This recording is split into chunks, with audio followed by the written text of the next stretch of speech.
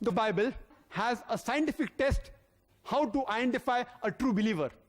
It's mentioned in the Gospel of Mark, chapter number 16, verse number 17 and 18. It says that there will be signs for true believers, and amongst the signs, in my name, they shall cast out devils. They shall speak foreign tongues, new tongues. They shall take up serpents. And if they drink deadly poison, they shall not be harmed. And when they place their hand over the sick, they shall be cured. This is a scientific test. In scientific terminology, it's known as the confirmatory test for a true Christian believer. In the past 10 years of my life, I have personally interacted with thousands of Christians, including missionaries. I have not come across a single Christian who has passed this confirmatory test of the Bible.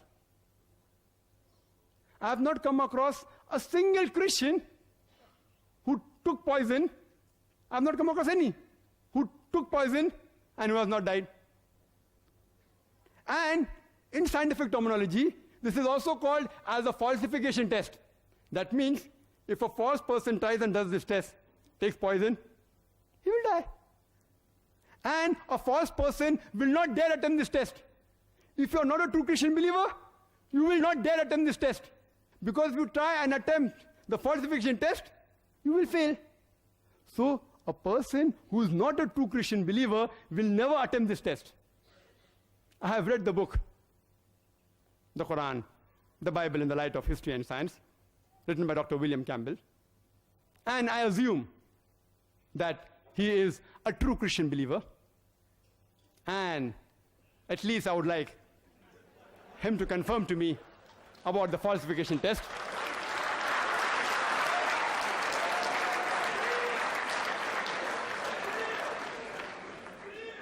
Please be rest assured. Please be rest assured. I will not ask Dr. Wiliam Campbell to have deadly poison because I don't want to jeopardize the debate.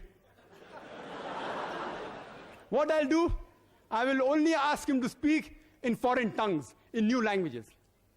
And as many of you may be aware, that India is a land which has more than 1,000 languages and dialects. Only thing I request him is to say these three words, 100 rupees, in the 17 official languages. There are only 17 official languages in India. And to make it easier for Dr. Wiliam Campbell, I've got a 100 rupee note. And this has all the 17 languages mentioned here. Besides English and Hindi, I will help him. I'll give him a beginning. 100 rupiah in Hindi. The remaining 15 languages are here. I'll request him to read. I know the test says they will speak foreign languages on their own, without help of reading. But I want to make the test easier. I want to see someone passing the test. I have not seen anyone. So if he can't say it on his own or from his memory, at least read it. I don't mind. I will accept it. And I request the chairperson to give it to Dr. Wiliam Campbell. He has his rebuttal. 15 languages, 100 rupiah, 3 words only. He spoke about he hasn't met any person that took the poison test. I can't present the person because he's already gone to be with the Lord, but I have friend Harry Radcliffe. And he lived in a town in the south of Morocco. And one of his people who he thought was a friend invited him over for a lunch, for a dinner. And he invited the wife and son also. And so when Harry agreed to go, somebody came and knocked on the door and said, the man's going to poison you. So they went. Harry took this very verse that you've read, and he decided that he should go because he had said he would. So he went. He waited, hoping to find a time when the man brought in the couscous, he could turn, the man would go out and he could turn the couscous around. But there was no such time. So he dug in and he ate. His wife she wasn't able to eat very much, and they had fed their son before they went. But Harry ate. And that night, Harry got pains in his tummy. and he had some blood, but he lived. And so 2 days later, he went and knocked on the door, and the man came and opened the door, and his face went absolutely white. And Harry thanked him for the meal. So I give you this one example anyway. Dr. Naik spoke about languages, and of course I am not able to answer about the languages in India. Well, I couldn't answer about the Indian languages in America either, so it's no different between India and America. However, the place that he talks about in the Bible, the disciples were given languages as a miracle, but they were the languages that the people who were there knew. They weren't weak languages that were unknown. If somebody came from Spain, an apostle spoke to that person in his language from Spain. If another person came from Turkey, a different apostle spoke to the other person in his language from Turkey. Touched on was regarding the scientific test of Mark, chapter number 16, verse number 17 and 18. And he said one of his friends by the name of Harry, whatever the name was, in Morocco, he ate couscous. The Bible says, the King James Version as well as the New International Version, which Dr. William Campbell refers to, drink deadly poison, not eat, drink.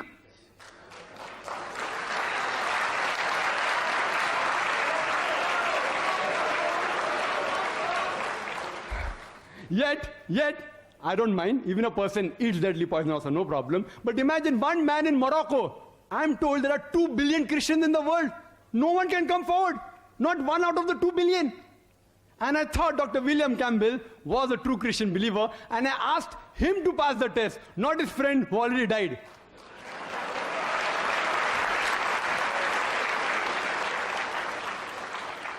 And he said that blood came out of the mouth. Dr. William Campbell, and even I know very well, being medical doctors, that having poison, blood comes out, and we cure many people of poison, so what's so great? Test is, they should come forward and do all these things, and yet you should be able to speak foreign tongues. And Dr. William Campbell said that at that time, if you read Gospel of Mark chapter 16, those people there, they spoke the languages people knew. And foreign tongues. Dr. William Campbell doesn't know there are Indians out here. Surely many know Gujarati, Marathi, even I know. Suppose if I ask you, Puche. If I ask you in a particular language, Nirgut Tamil. No reply. Foreign tongues. Nirgut, anyone knows Tamil? Or Malayalam? Velam? Yes, very good. Are you a Christian believer? Are you? I'm asking that person there. You are a Muslim? Anyway, fine. This was supposed to be a test passed by Christian believers. There are many people who know foreign languages out here. Only thing you have to do was speak to them. Like, what is your name? How are you? For example, Kaifa Aluk in Arabic, which you know. New languages, which you didn't know. And you proved my point. And yet I have not come across a single Christian who has passed the test in front of me. Not a single. Out of the thousands I've met personally. And now it can be 1001 after meeting Dr. William Campbell. For Dr. Campbell, from the mic at the rear. Dr. Naik, you said No, that excuse there me. is... This question is for Dr. Campbell. Okay. So you have So to wait. the next person who would like to ask a question for Dr. Campbell. Yes, I'd like to pose this question, or rather, this test to Dr. William Campbell. Why don't you attempt the falsification test of the Bible given in the book of Mark, chapter 16, verses 17 and 18, and prove to the audience here, right now, that you are a true Christian believer?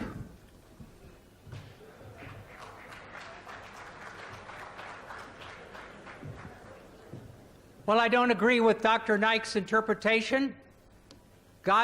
Jesus himself was tempted, and the devil said, well, if you're the Son of God, throw yourself off the temple.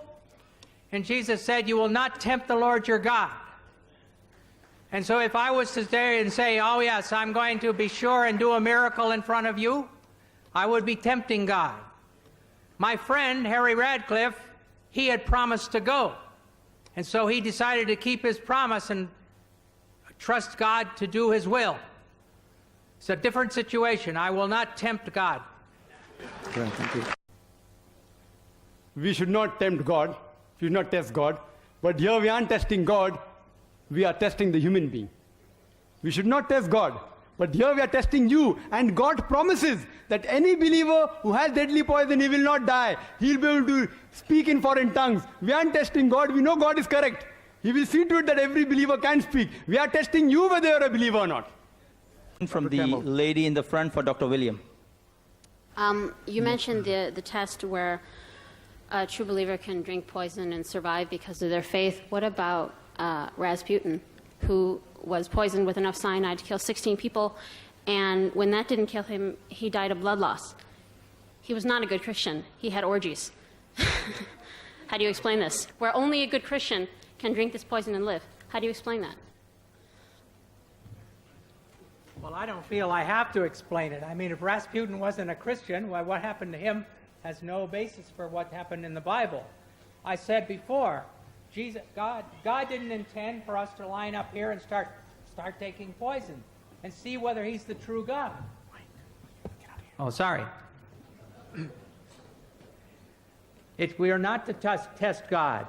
That was given that that said that these things will happen. An example would be Paul. He went to, when he was in shipwrecked, and I think it's Crete, but I have the wrong place in my mind, and he landed, and so he was throwing wood in the fire, and a snake bit him. Nothing happened to him. But he wasn't trying to test God, he was trying to throw wood on the fire. It's a different situation. No comment, please. Thank you.